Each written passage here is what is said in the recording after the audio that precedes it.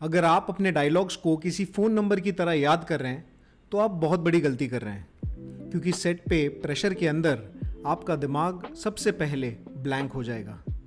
आप में से कईयों ने मुझसे पूछा कि डायलॉग्स को याद कैसे रखा जाए, और उसके लिए मैं ये वीडियो बना रहा हूँ। बहुत से एक्टर्स लाइंस को बार बार रिपीट करते हैं ताकि वो जहन में बैठ जाए, पर ये मेमोराइजेशन का बिल्कुल गलत तरीका है। जब आप वर्ड्स को रटते हो तो आपकी डिलीवरी जो है वो बहुत मैकेनिकल हो जाती है, और जैसे ही कैमरा ऑन हो जाता है, लाइट सामने आती है, तो डर के मारे आपके सारे लाइंस दिमाग से साफ हो जाती है। प्रॉब्लम आपकी मेमोरी में नहीं है, प्रॉब्लम आपकी अप्रोच में है। इस बात का लॉजिक समझो। हमारी मेमोरी कभी भी रैंडम शब्दों को याद नहीं रखती, हमारा दिमाग हमेशा मीनिंग को याद रखता है।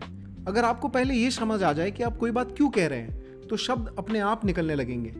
स्क्रिप्ट पढ़ते वक्त लाइंस को रटने के बजाय आप उसके पीछे का इंटेंशन ढूंढिए। आप सामने वाले से क्या चाहते हो, आपका रास्ता कौन रोक रहा है, और अगर आप नाकाम रहे तो आपका क्या नुकसान होगा।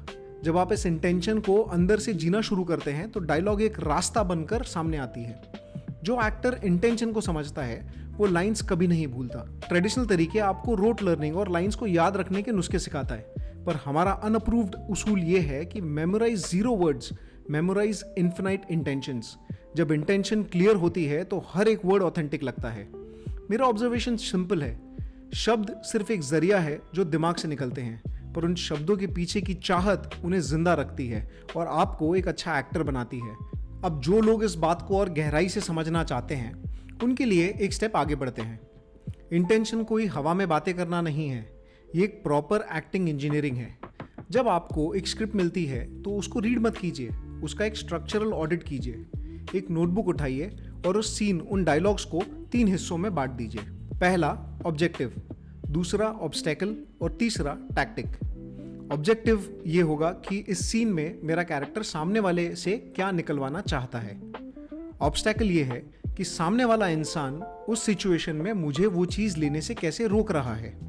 और टैक्टिक ये है कि उस रुकावट को तोड़ने के लिए मैं कौन से शब्दों का सहारा लूंगा।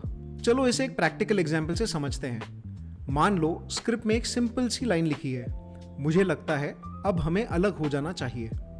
अगर आप एक मीडियोकर एक्टर है तो आप इस लाइन को याद करोगे और अलग अलग टोन्स में डिलीवर करने की कोशिश करोगे, कभी गुस्से में, कभी रोकर। ये सुपरफिशियल अप्रोच होगा, लेकिन अगर आप इसके पीछे का इंटेंशन बदल दो तो बिना शब्दों को बदले पूरा शॉट ही बदल जाएगा। जैसे अगर आप सामने वाले एक्टर को हर्ट करने की कोशिश कर रहे हैं, अगर आपका ऑब्जेक्टिव सामने वाले को तकलीफ पहुंचाना है, तो वही लाइन एक हथियार की तरह निकलेगी, शार्प और कोल्ड। अगर आपका ऑब्जेक्टिव सिर्फ सामने वाले का रिएक्शन चेक करना है, और अगर आप चाहते हो कि वो आपको रोके, तो वही लाइन एक दबी हुई उम्मीद की तरह निकलेगी। शब्द वही है, अलग हो जाना चाहिए, पर आपका दिमाग वर्ड्स को याद नहीं रख रहा, आपका दिमाग उस टैक्टिक को एग्जीक्यूट कर रहा है। जब सेट पे डायरेक्टर क्लोजअप लगाएगा ना, तो कैमरा आपके शब्द नहीं, आपके उस टैक्टिक की सच्चाई को कैद करेगा। फिल्म मेकिंग और एक्टिंग के अप्रूव्ड इंस्टीट्यूशंस आपको हमेशा मैकेनिक्स और डिक्शन पर फोकस करवाते हैं, पर अनअप्रूव्ड दिमाग जानता है कि परफेक्ट बोरिंग होता है। पर्दे पर लोग परफेक्शन देखने नहीं आते, लोग एक इंसान की कश्मकश देखने आते हैं। जब आप शब्दों का बोझ दिमाग से हटा दोगे ना, तो आप फ्रेम में रिएक्ट करने के लिए बिल्कुल फ्री हो जाओगे।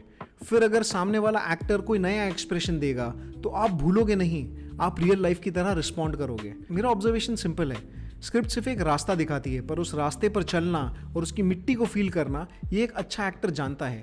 नेक्स्ट टाइम जब आपको स्क्रिप्ट या डायलॉग मिले तो पेन उठाइए, उसके वर्ड्स को रटने के बजाय आप उसके इंटेंशंस को मार्क कीजिए। अपने दिमाग को इस पुरानी आदत से आज़ाद कर दीजिए। अगर इस एनालिसिस से आपके दिमाग में कोई नया थॉट आया हो तो चैनल को सब्सक्राइब करना मत भूलिए।